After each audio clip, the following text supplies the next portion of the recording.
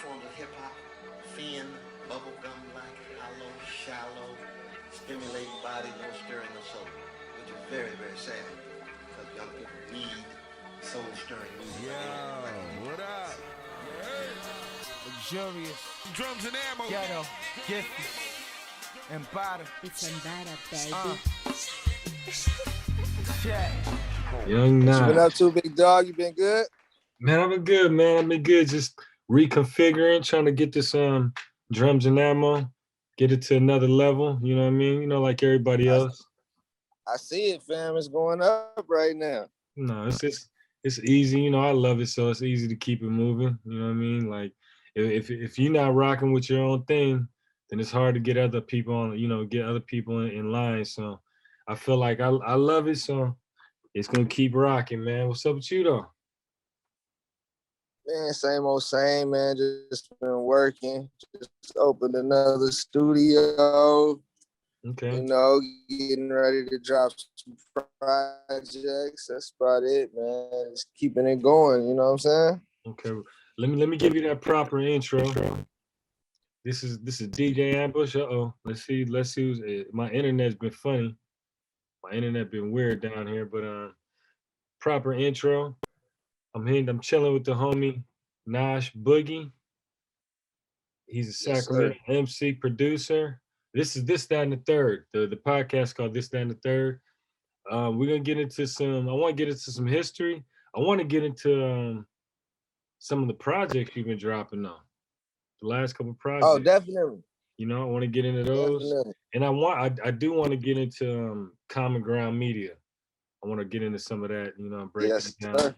But when we met, I think we met around 2009, 2010, kind of like the blog era, you know, and the golden era for art, you know what I mean, for us.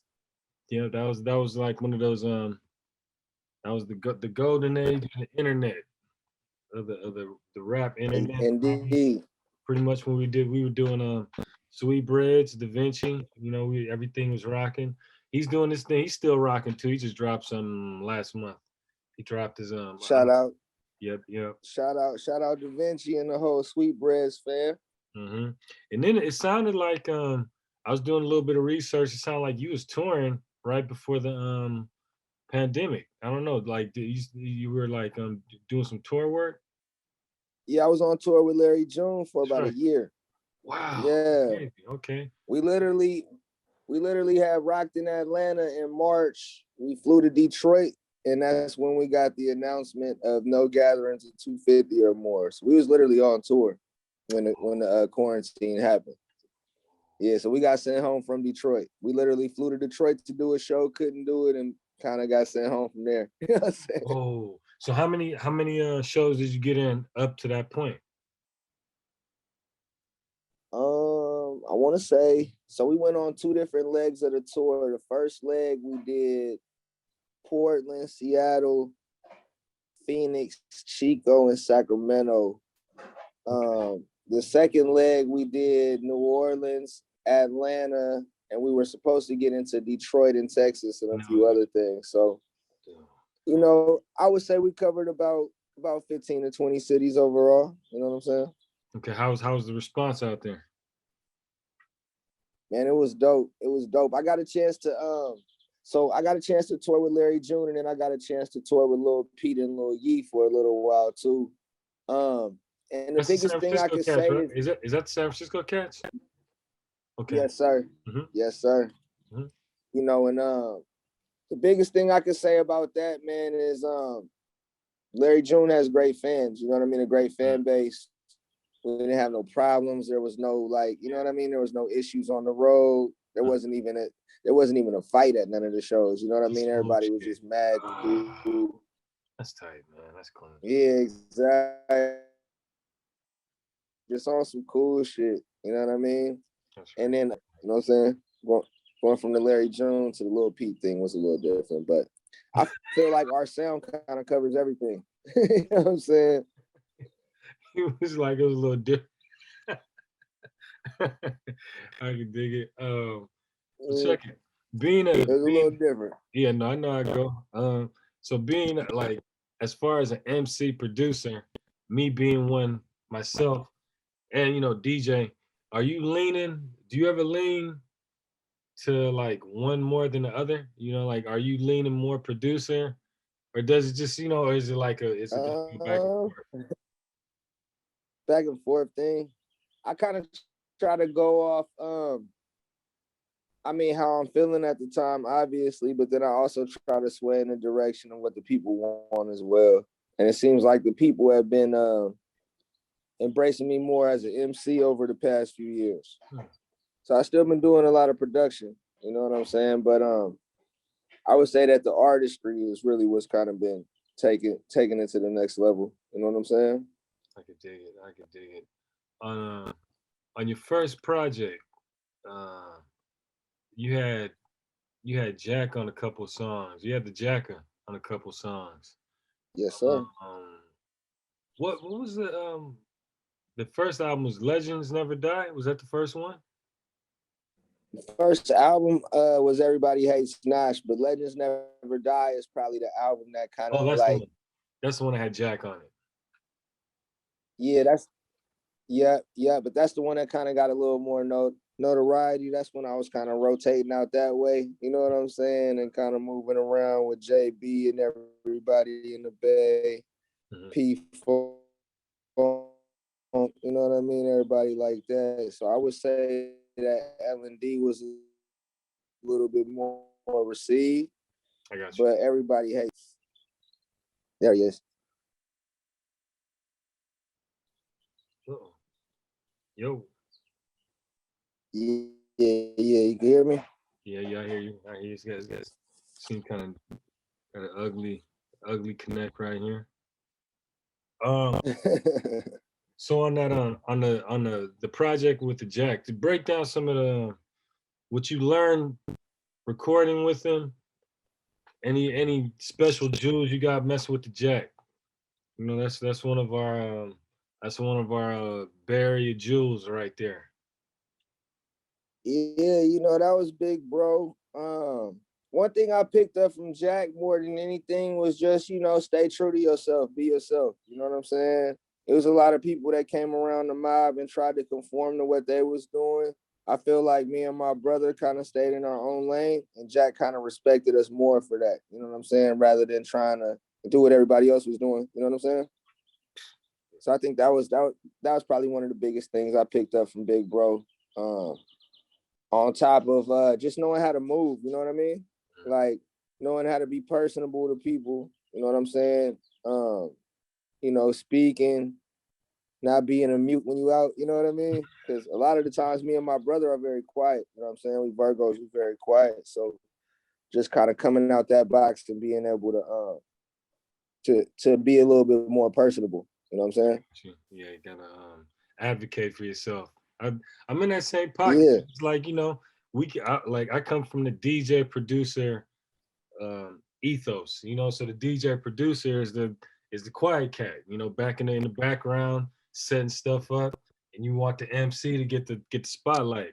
So over the years, though, I've had to even Yeah. doing this, even doing what we're doing now.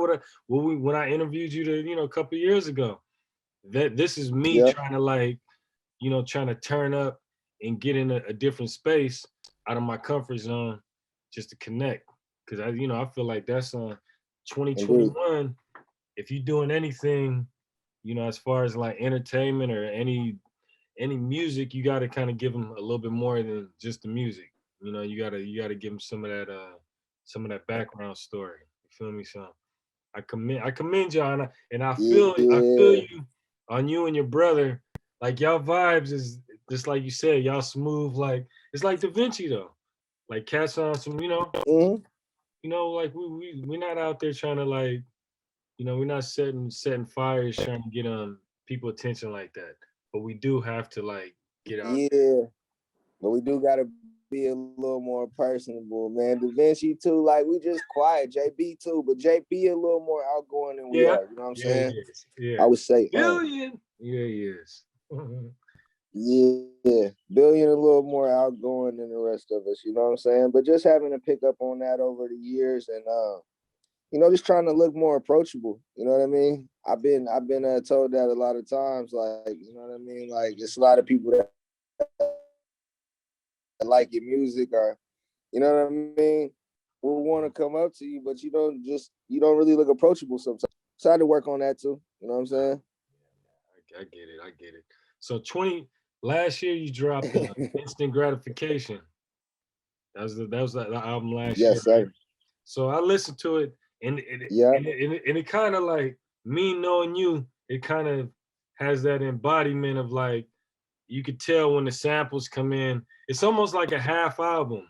Like, you got the half of the original, then you got the half sample for the cats like Yeah. me. So it's kind of like you're trying to cover those bases. Like, break that album down a little bit, just to, for folks who haven't caught it yet. Yeah, for everybody that ain't caught it, Instant Grad is just kind of like I would call it like a sum of everything I do. You know what I'm saying? I kind of took everything that I've done over the years and just kind of provided, like, I would say, like a soundtrack to everything I can kind of do. You got everything from like Wanna Win, which is more like a club party record, to stuff like Standby, which is a more like personable storytelling record, and kind of everything in between. You know what I'm saying? Mm-hmm, mm-hmm.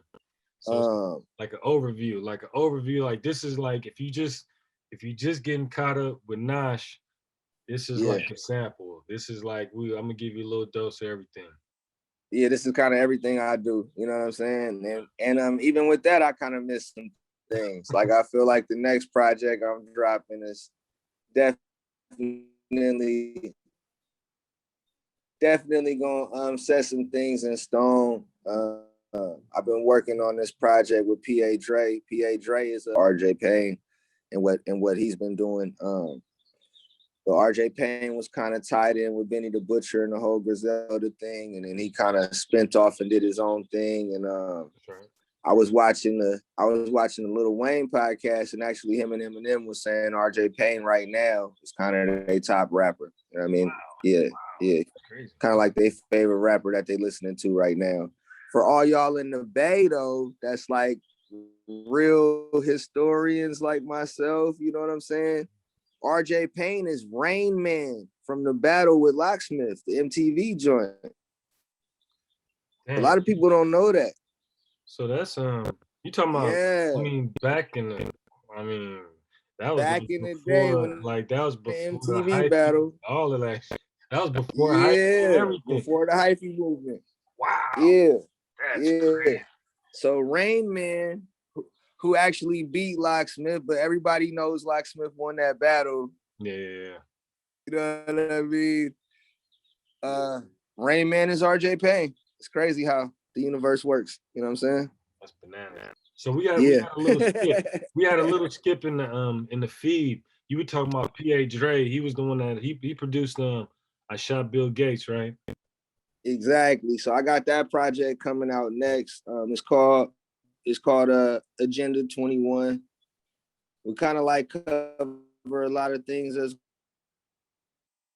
going on in the world right now. I recorded it. I recorded the recording done during quarantine. You know what I'm saying? Okay. So do you feel like your recording process during a pandemic is different than pre-pandemic? Like, what's different that you're bringing as an MC during the pandemic? Because some people, you can listen to some cats, you won't think nothing different's going on. You'd be like, you listen to it and one. I mean, everybody acting like they're at the club still. Club been closed for over a year. For me, it just gave me time to kind of like reflect on everything that was going on and actually just give people something to I guess mark that time. You know what I'm saying? Like, I would say that the project I'm dropping with Dre will kind of highlight that time. So say it's 2060 and you wanted to know what was going on in 2020. This project will kind of highlight everything that was going on. You know what I mean? From the shutdown to, the conspiracies and everything like that, all of the different things that went on. You know what I mean? I can dig it. So I was peeping, I peeped the video, Love You. And he in the song Mm-hmm. he said, I know I try to make it out, not out the hood, but the state of mind. So basically, Yeah. so break that line down. That's a clean line today. Like I like to catch those lines that jump out. So give a little expand on that. Yeah.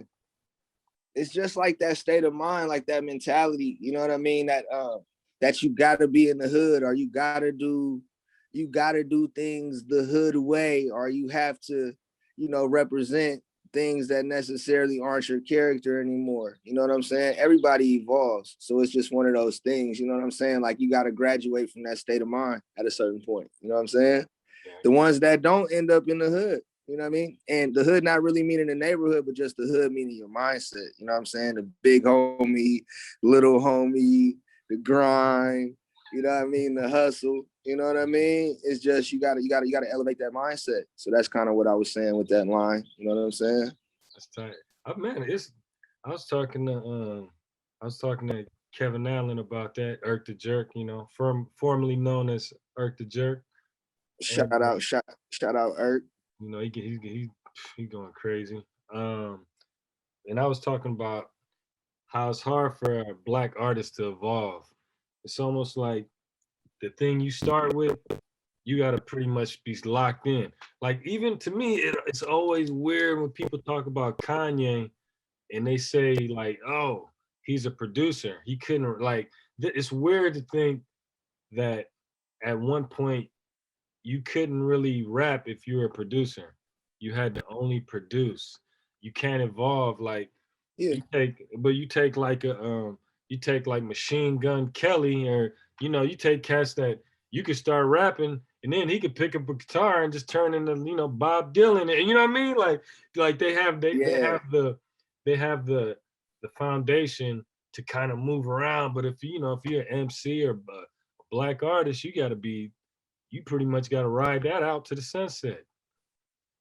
Yeah, I mean it sucks, you know what I'm saying? But the ones that do evolve, like the Nas's, you know what I'm Yeah, saying? The Jay-Z, they have the longevity. I hate to say it, like when you 50 years old and you still running around saying things that you were saying in your 20s, it's kind of hard for the people to respect it. You know what I'm saying? that's that crazy. Yeah, that's that bananas. And I feel like and I feel like Jay-Z kind of broke that mode. You know what I'm saying? Because artists would like rap, get to a certain point and then not evolve and then kind of fall off. You know what I'm saying? And now you're seeing artists kind of get older and evolve. You seeing Rick Ross do it. You seeing other artists kind of like evolve and they can even go into their 40s with it, go into their 50s with it, like E40. You know what I'm saying? You seeing people evolve now. You didn't see that back in the day. It was like Big Daddy Kane rap to a certain point and then it was over. You know what I mean? Like, you know what I mean? So I would say that people, well, artists, I won't even say people, artists have tried to find their way. You know what I'm saying? When it comes to that, the ones that don't is the ones that don't really get no further. You know what I'm saying? I'm not gonna lie. You get stuck in that mode, and we've seen it happen to the greats. You know what I'm saying? For real. No, that's who they're coming for, which is crazy because I mean it's getting there. It's getting to the point where we'll be seeing cats 60 years old rapping. It's there. It's, it's just around the Yeah. corner, straight up. My man talks about it all the time. And he's basically trying to like say it's gonna be a genre soon, but he's like there's going to be basically I forget the proper name for it, but it's just older rap. You know what I'm saying? It's not like people turn 40 years old and start listening to rap, Yeah. but at the same time, he may not want to he may not want to listen to Little Uzi Vert at 40 plus. So it's about having that. That's You right. know what I'm saying? Like having those artists that you can listen to. And I feel like Griselda kind of took that lane over. You know what I'm saying? Like as far as like it's like adult contemporary rap almost. You know what I'm saying? Like it's No. adult rap. The kids like it too, but for the most part, it's adult rap. You know what I'm saying? Mm-hmm. Yeah, and they tapped into And it. I think you're gonna see. Well, the biggest thing is you're gonna be able to see a new artist come out, you know. And I didn't really think so when my boy at first said it a few years ago, but I think so now. You're gonna see an artist come out at 40 years old, fresh. Fresh out the gate. You know what I'm saying? Fresh out the gate. Mm. Adult contemporary, just, you know what I mean? You kind of saw that with Jay Electronica a little bit, but you're gonna see, Mm-hmm. you know what I'm saying? You know what I mean? It's gonna be older artists coming out fresh though. You know what I'm saying? And I think it'll be received well, because it's not like people just stop listening to rap. I know I didn't turn a certain age and be like, all right, I'm gonna just turn jazz on now. So yeah, just expanding that palette for real. And then just knowing that it's, you know, a lot of people be thinking it's over when you get to a certain point, and it's not. People still evolve. A lot of people still getting better, you know what I'm saying? You know what I'm saying?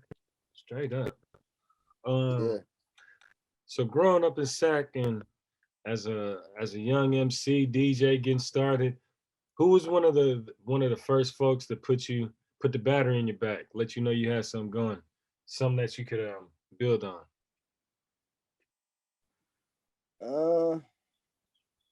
There's a few people. Early on, when I was coming up though, I did get hated on a lot. I've always had like a higher pitched voice. So a lot of people wasn't fucking with me just based on that. They didn't really care about the bars. They're just like, you got a higher pitched voice. I don't know about that. And one of the homies, Blee, he actually does a show called Two Blee Blunt on our network, CGM. That's right. He was one of the first ones to kind of like be like, all right, come on. You know what I'm saying? We're doing this, you dope. It don't matter what they say. Just get up there and kind of show and prove. And I feel like once I did that, I was able to win a lot of people over. You know what I'm saying? But early on, man, there was a lot of people not really fucking with it. You know what I'm saying? And I think a lot of it was kind of the changing of the guard too. You know what I mean? Like you had the Cuff out here. You had like Chuck T, Socialistics. You had like a bunch of super like Jurassic 5 type hip hop. And we was doing more like, it was backpack, but it was street too. You know what I'm saying? Because we grew up in an area that was high crime. So it was like just mixing the two. You know what I'm saying? And I think a lot of the hip hop quote unquote historians were scared of that too. You know what I'm saying? Because they didn't know what was gonna come from it. You know what I mean? It's kind of, I mean, it's reminiscent to, as you break it down, kind of how like Hobo Junction was, Yeah. as compared to like Iro, you know, like Hobos, Yeah. it just was like, Changing you know, the guard. Hobos, you knew it, you know, it was like West Oakland. It was a little bit more grittier, you know, like, but it was still hip hop though. It was super hip hop, but it was still like, oh, you know, West Oakland, it was a little different. You know what I'm saying? Yeah, they're talking about what was going on, and shout out us, Saphir and everybody, Hobo Junction. Like I was a kid really tuned in, like, you know what I mean? I would try to get as close as I was to get the signal for Wake Up Show when Sway was doing Wake Up Show. That's right. You know what I mean? And just try to figure out what was going on in hip hop. Like that was the first place I heard Eminem, just the two of us. You know what I'm saying? With the original jazz sample. Whoa. Before they had to take the sample out. You know what I mean? Yeah, Wake Up Show. Infinite. Like I was like, who is this kid? You know? That was when he was on an Infinite, right? Yeah. Yeah. Wow. Okay. And that's when I think that was the album was Infinite. Yeah. Damn. So. Yeah. That was like before the Dre cosign and all that. It was just like, who is this? And he's talking crazy. I was like, yo, who is this? That's a trip, dude. It's a trip to even to be able to see that type of like ascension, you know, to be able to watch it grow from that to what, you know, to eventually, you know, like an icon. It's crazy. There's so many of those. There's so many of those just to trip off and you know, even like the Biggies and Nas is like to be able to watch it evolve over the years. This is wild. It's some crazy shit. I remember being like the biggest Tupac fan as a kid. Like I was a big Digital Underground fan. You know what I'm saying? So So when they did Sex Packets and then like they kind of transitioned into like same song and all of that, like when Tupac first came out, I was like, you know, I was riding with Pac. So it took me a minute to even listen to Big. I ain't gonna lie. His albums, Life After Death, was probably out for like a year before I even tuned in. I went to the warehouse and got it used. You remember our warehouse used to have the used tapes and CDs? Yeah, that's I was right. like, all right, it's only like $5. Let me just grab it and see. It ended up being one of my favorite albums. No lie. You know what I'm saying? Like, ended up being one of my favorite albums. You know what I'm saying? That's a solid. I probably listen to that more than Ready to Die. Keep it real. You know what I mean? Like Yeah. I like Ready to Die, but I probably listen to Life After Death a little bit more. Keep it real. Ready to Die was more my speed, I would say. The first album was more my speed. The second album, I feel like it got a little too P-Diddy'd out. Yeah. It was still dope, you know what I'm saying? And I see the growth, like they were going for more commercial success with that album. But the first album is just so raw, bro. No, the you know first what I mean? album is Like Me and My compact raw. Bitch. Yeah, it's just raw. You know what I'm saying? And then Life After Death The was a little bit more. Unbelievable, you know what I'm saying? Damn, Yeah, like it's joints on there. You know what I'm saying? All right, so let's talk about them. I want to get into some of your life again. Do you have any mentors right now? Like mentors, and they could be younger or older though. You know what I mean? They don't have to be completely be OGs. You can have young cats that are, you know, talking to you. I would say that I've had mentors in the past, but currently right now, not really too many people I talk to that kind of push me in different directions at this point. I mean, I have had mentors in the past, ID being one of them. Who's that? Who's that exactly? Few other ID Ian Davis. Oh, Ian ID. Davis was the one, man. That's what I okay, Yeah. ID was a great mentor. I didn't know that. The homie Beto out here, Beto 916. So we've had, I've had some good mentors. It's just like now I feel like that's kind of my role now. Like I be having to mentor the younger cats and kind of like keep my team going. You know what I'm saying? So that leads right into the next question. Let's talk about Common Ground Media. It's the compound that consists of all. You got the videographers, you got the producers, the artists, the graphic designers. Yes, so talk about when that was established and where it's at now, because you said it sounds like you expanded.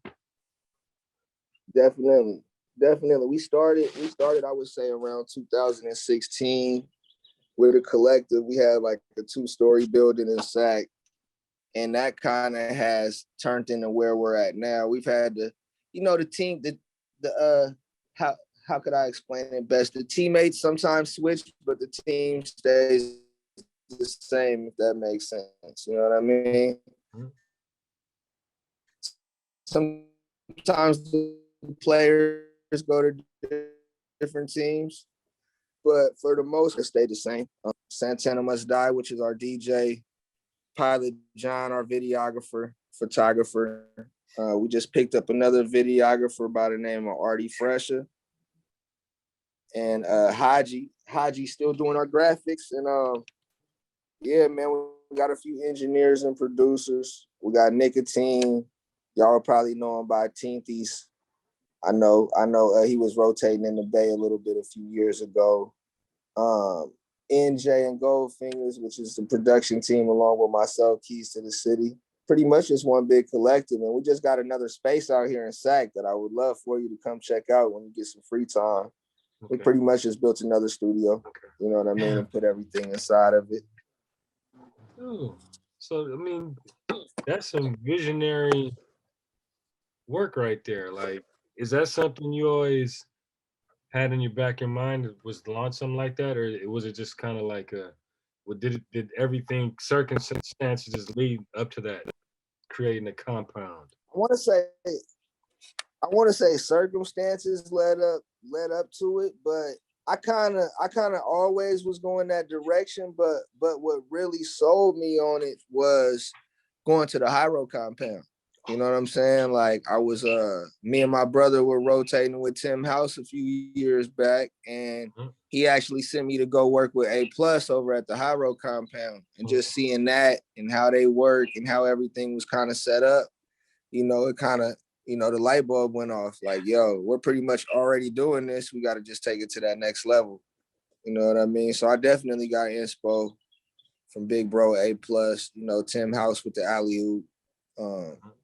Definitely got a lot of inspiration for putting together like projects, like actual projects, tangible things from ID. ID was one of the first ones to kind of show me like, yo, you need some packaging. You need to make everything look presentable. You know, he was showing me the Tanya Morgan and everything he was doing at the time, and that kind of inspired me to do my own thing as well. So yeah, definitely, fam.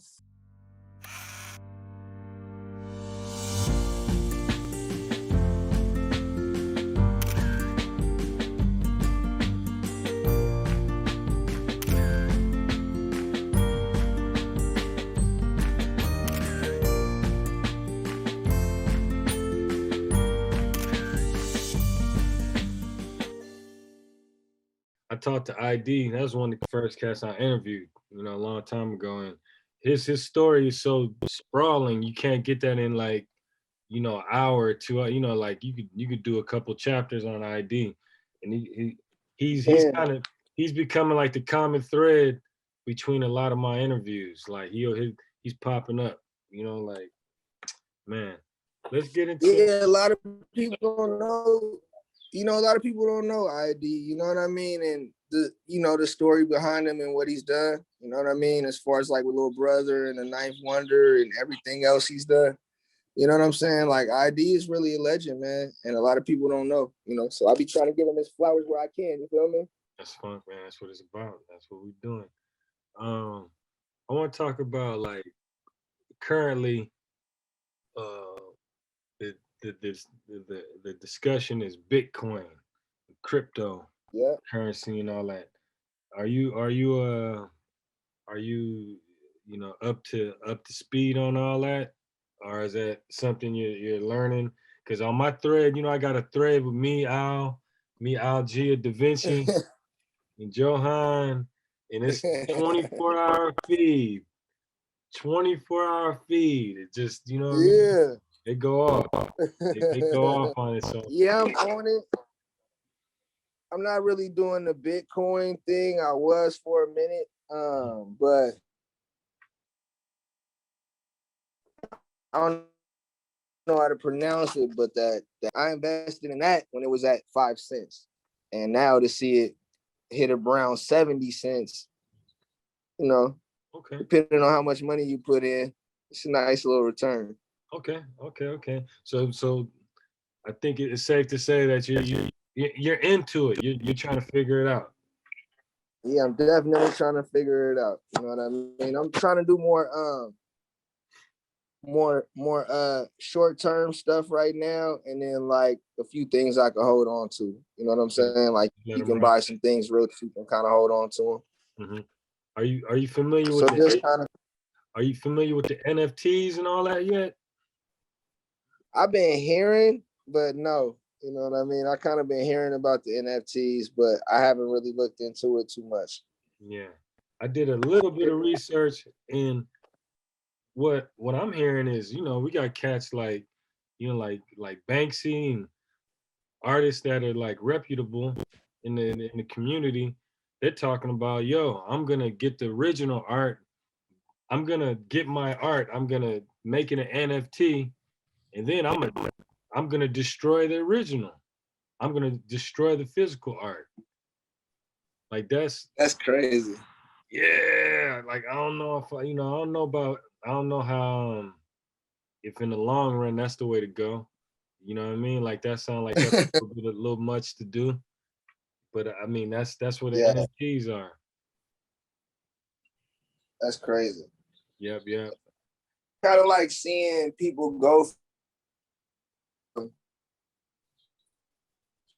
using money to trying to figure out different ways to come up with a new kind of money. That's how it feels. That's all it It's is. like we went from using 20s and 50s and 100s. Now nobody wants to accept money, so everybody's trying to figure out that next wave of currency. You know what I mean?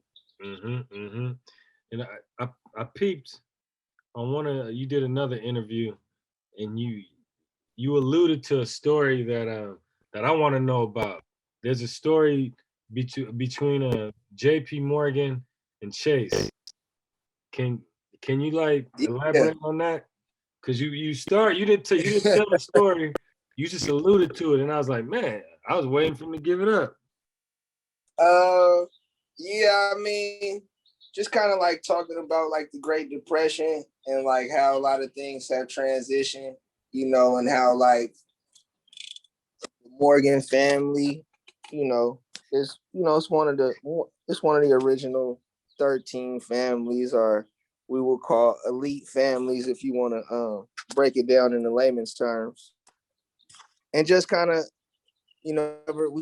we cover a lot of that on the project I did with Dre too. Like I do a lot of breaking down and stuff that's going on. Not really conspiracy theory, but like facts stuff. You know what I'm saying? And for people that know facts, like JP Morgan pretty much owns the banking system. You know what I'm saying? As we know it. You know what I'm saying? And a lot of people don't know, like, even dating back, even if you look at the Bushes, like George Bush, you know what I mean? Their grandfather, Prescott Bush, was one of the ones that owned the New York bank that was actually holding on to Nazi money and had Nazi money seized. You know what I'm saying? So just going back into that and just trying to give people a little bit of understanding on how this world works. You know what I'm saying? See, man, that's what we need, though. We need MCs to open up those discussions. Just the thought process, even if you don't agree with it, even if you don't agree, but if you're giving up facts that you can check, resources, then I feel like that's the type of stuff that I think I grew up listening to KRS-One, like he was talking about you must learn, and like he's telling you complete facts. Yeah. So you can the really teacher. listen. Yeah, and that's kind of what. Go ahead. Yeah, and that's kind of what I'm on. Like this next project with Dre, like you either gonna like it or you're not. But it's a lot of facts. It's a lot of teaching. Like I got a song called Event 201. Event 201 kind of breaks down the exercise that they did before the pandemic. They actually did an exercise that you can look up yourself, where they acted out the pandemic before it happened. They had Johnson & Johnson there, Bill and Melinda Gates Foundation, the different hospitals that were involved. They were all sitting there having a meeting talking about the global pandemic months before it happened. So I got a song breaking that down. That's called Event 201. I break down. So I got a song called Second Line, where I break down the slavery connection, and also I talk about the Haitian Revolution, though. You know what I mean? So it talks about how some of the Europeans tried to go to Haiti and get slaves, and the Haitians ended up turning on them and captured. Yeah, exactly. So I talk about that, and then kind of relate it into what happened in New Orleans and everything like that. You know what I'm saying? So I'm trying to definitely give people the history, a little bit of a backdrop of what this country was built on and what it means for us as a people too. You know what I'm saying? Yeah. Okay. So this album sounds like it's the it sounds like this is the culmination of Nash Boogie. This sounds like the one that you've been kind of prepping for, but you didn't. It sounds like you going all the way for the neck on this one, though. Yeah. You know what I mean? It sounds like you've been sprinkling. Definitely. It's kind of like when Prodigy was telling you, you know what I mean? He was telling you a little bit in the Mobb Deep stuff, and then when he finally went solo, he just kind of busted it down. He was like, all right. Yeah. That's exactly what he did too. He's like, all right, I'm dolo now. I'm about to give you the full package. This is what's going on. You know what I'm saying? So it's kind of like that. You know what I'm saying? James, he would tell you Illuminati got my mind, soul, and my body. He would say little stuff on the Mobb Deep, but just never really fully in detail. And then finally, when he went solo, he just broke it down. You know what I'm saying?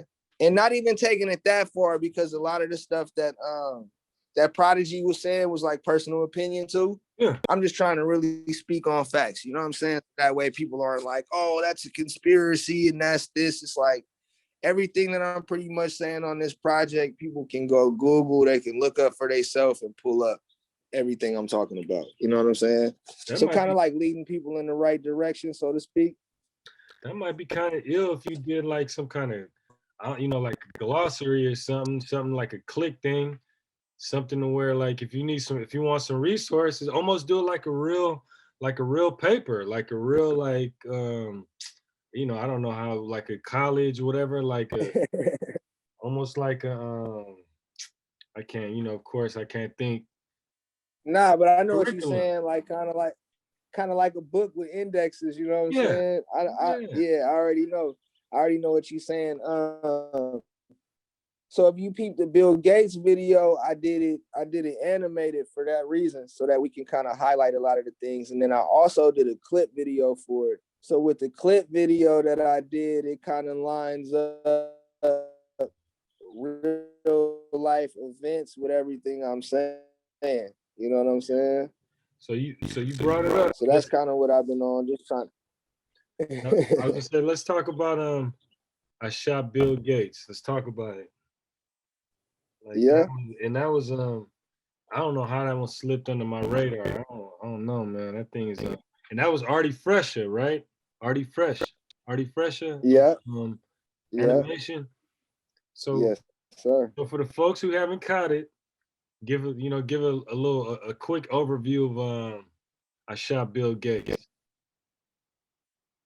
I shot Bill Gates. Funny, the song kind of started off as a joke. I kept telling one of the boys, like, I'm gonna drop a song called I Shot Bill Gates. He was like, you better not do it. You better not do that. You know what I mean? And it was kind of a joke at first, and then it got serious. Like I started actually writing it and putting it together, and it just kind of basically breaks down how Bill Gates was kind of gearing us up for this for years. Like if you watch the old TED Talks and the different interviews he was doing, he was kind of already gearing us up for the vaccine. And he went to one of the world meetings a few years ago and talked about this virus that could be man-made, that could wipe off a certain percentage of the Earth's population. And nobody paid it no mind because they were just like, whatever. And then he went into a TED Talk and did the same thing. You know what I mean? He was like, yeah, you know, everybody's been worried about biochemicals, but that's not really what you need to be worried about. It's really this, you know what I'm saying? And nobody paid attention then. So just kind of highlighting some of that and then kind of reversing it, you know what I mean? Instead of us getting the shot, you know what I'm saying? He could get the shot. You know? And kind of like digging into some of their stuff too. Like a lot of people don't know, like, you know, with us being in Northern California, Bohemian Grove is right there by Napa. And a lot of people think like Bohemian Grove is some myth or something like that. You know what I mean? And it's really right there. What is it? Break it down for me. I don't know what that is. What is that? Bohemian Grove is like a resort for the elite. So they go twice a year, I want to say, for ceremonies. And some of those ceremonies are for new inductees that have freshly come into fame or freshly come into money. And then some of them are for people that have been there for a long time. So it's a place that people like me and you can't go. You have to have a membership to go. They actually got police blocking off the highway when you're going up Bohemian Highway. You can only go to a certain point, and then they got police sitting right there. It's documented. Alex Jones, I want to say, has some footage from like the early 2000s or late 90s where he was able to sneak a camera in and kind of capture some things, but it's just a weird place. You know what I'm saying? And that's, I was gonna say, that's where a lot of the global elite go from all over the world to have their meetings, to come up with new policies, to come up with basically what's gonna happen to us for the next fiscal year. Wow. And how did you Yeah, how'd you and it's stumble right here close to home. how'd you stumble on this? Like what was your introduction to this? I would say I started looking into, like, you know, graduating high school, I always knew things was not how it was perceived to be. And I think I watched Zeitgeist in like 2007 or 8. And that was the first thing that was kind of like, oh shit, there's some shit going on. You know what I'm saying?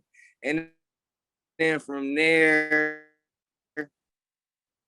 just kind of like learning more about different things, learning more about like what was going on in Haiti, learning about what was going on with, like, you know, the global domination and these different policies that they were passing and different banking systems that they were trying to put in place, you know. And I think it just kind of woke me up. You know, it's one of those things where you find out and it's like, wait, nobody knows this is going on. So you tell as many people as you can, and they're like, nah, I don't know about that. So you kind of have to go off fact. And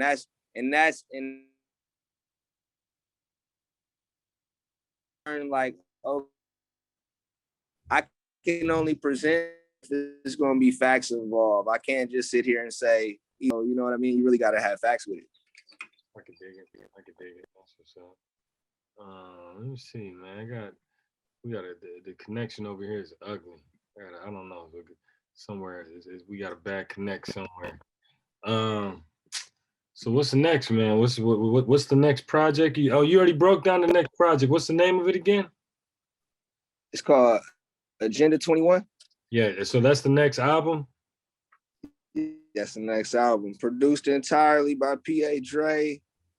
That should be dropping June, July. I'm working on getting the final mixes done. I've had it done since the end of last year, but just trying to get everything proper. You know what I mean? Mm-hmm. I'm just trying to get that sound for real. Yeah. So where's P.A. Dre from? P.A. Dre is from Philly. Philly. Yeah, he's from Philly. How'd you click up with him? It's crazy. It was like he kind of moved out this way to California. He locked into my brother's music first. He locked into Plus's music first. And then I think he saw me on like either Plus's page or something like that, or maybe even on a song with Plus. And then that kind of transitioned to him kind of checking in with me and seeing what I was working on type. And once we hooked up, it was like we just started knocking out records. Like it was like we met, we talked briefly, we had a studio session. I think I did like 2 or 3 songs the first session, and then after that we just kept going until we had about 20 plus joints. Yeah, so when you're a producer, when you're a producer yourself, what is it that makes another producer's work stand out enough for you to adopt it for a whole project? Like, what are you looking for?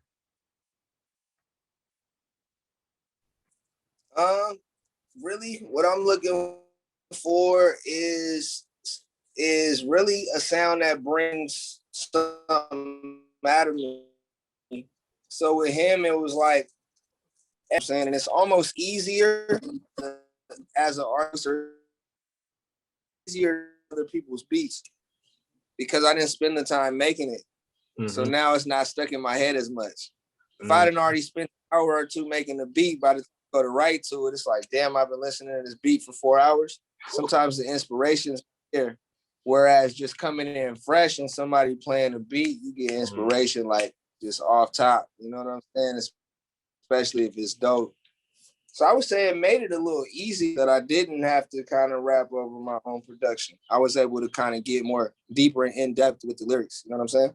Exactly. How long did it take? Like, man, as me being a producer, it took years and years for me to finally feel like I want to jump on my own music. How long did it take for you to just hop on your own joints and really feel confident about them? Um, I would say it wasn't even really me, honestly. I had started making production, and I was working on an album with one of my cousins, MZO, called Racks Anonymous. And really it was him that kind of carried it. Like I would be making a beat and he would be like, oh yeah, we using this. I got a hook already, or I got this already. So it was kind of like just me hopping on. And then after we were done with that project, I figured out styles that I liked more, so to speak. So I knew like what I could make myself that I would mess with and what I could make for other people. You know what I'm saying? So yeah. So really it was kind of fairly quick.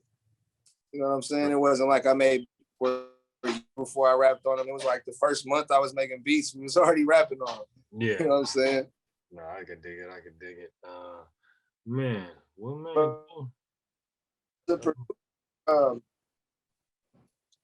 What was you saying? No, I was just saying. So you started when you first started making beats. You kind of got into it through other cats. Other cats kind of pulled you along, and then that kind of evolved you into actually jumping on. Yeah, I could dig it. Indeed. So but I was blessed to be around talented producers before I ever made a beat. I was already around a lot of talented producers. Teak and D out in Stockton, Hardway Productions, they Grammy nominated. DJ Epic out here in Sac. Yep. Mark Knott, both. Yep. Like I was surrounded by dope producers already before I ever started making beats. So one thing about it is when I started making beats, I knew I didn't want to make anything like what they were making. So I kind of tried to go, you know what I'm saying? I mean, so that molded me too, you know what I'm saying? That was, I mean, that was kind of like the evolution of like if you were coming up, you kind of prided yourself on trying to do something different. I feel like that's kind of different now though. I don't think that's a thing anymore. Where if you start, I'm gonna start doing beats. It's like everybody does everything now. I mean, straight up, it's bananas. It's bananas. Man. So what's give me your socials, man. What's your website? Yeah, your Instagram and all that. Definitely. The website is nashboogie.com. That's SHBOOGIE.com. All of my socials, Twitter, Instagram, all of that is Nash's Empire. That's NASHISNPIRE. And yeah, that's pretty much it, man. Just gearing up to drop this project with Dre. I've been back in LA recording some new stuff. I'm trying to like West Coast project right now. So now that I'm done with the Dre project, it's kind of more hip hop. It's kind of more what people would say East Coast sounding. So with the project that I'm dropping directly after that, I'm just trying to create like a new West Coast sound. You know what I'm saying? We are already maybe like 4 or 5 songs into that. It's like a compilation. Just kind of getting back with my original production team and just try. No. It's another album. Oh, straight. Okay. It's another. Yeah, it's another album. We just kind of going. So basically, working with Dre is like, that's a whole nother lane, and then me getting back with my actual production team now, and trying to create what we doing next. You know what I'm saying? I got you. So it's gonna be a little different. You know what I mean? The Dre project is more like medicine and a candy wrapper, I would say. You know what I'm saying? The kids ain't gonna take medicine. Yeah, exactly. And then the West Coast project is gonna be. I feel like that true West Coast sound, like that Ice Cube, America's Most Wanted type sound, like that West Coast sound, that like in your face but hard beats still, and like talking about what's going on. I feel like that's missing. I mean,